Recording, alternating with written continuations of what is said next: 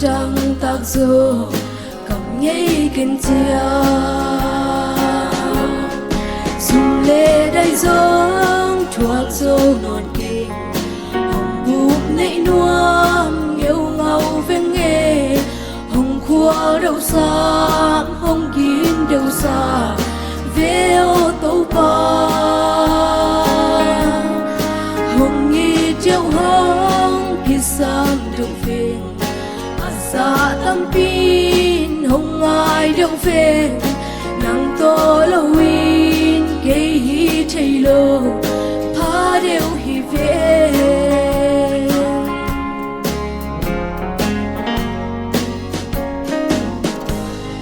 gây mô kỳ xa đều về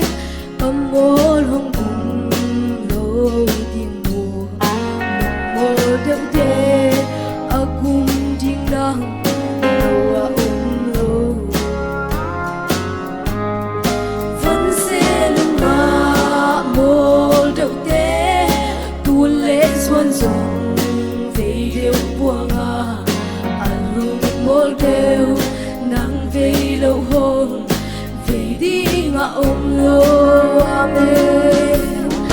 dùng lệ đầy giông khoa dâu nốt kề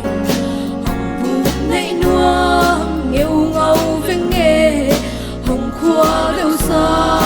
hồng kín đều xa về ô tô ba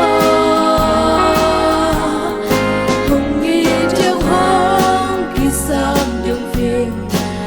xa tâm pin hồng ai đều về nàng to lâu in cây hi chạy lơ thả đều hi viên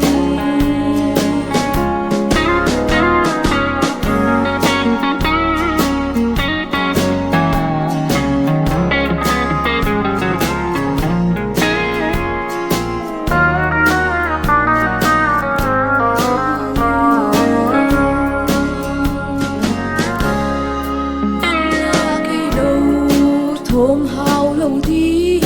cây lá nắng lâu thôm hào hoa xì nhìn nêu cây ô nông đôn lâu hôm tuần đi ngọ lâu cất xuân niệm na nắng hi chim na cất chim rộ na nắng hi chim na cô bay băng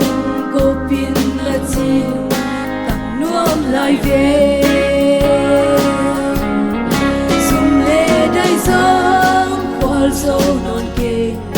hồng búp nãy nuông yêu ngầu ven nghề hồng khoa đâu xa hồng kín đâu xa về ô tô ba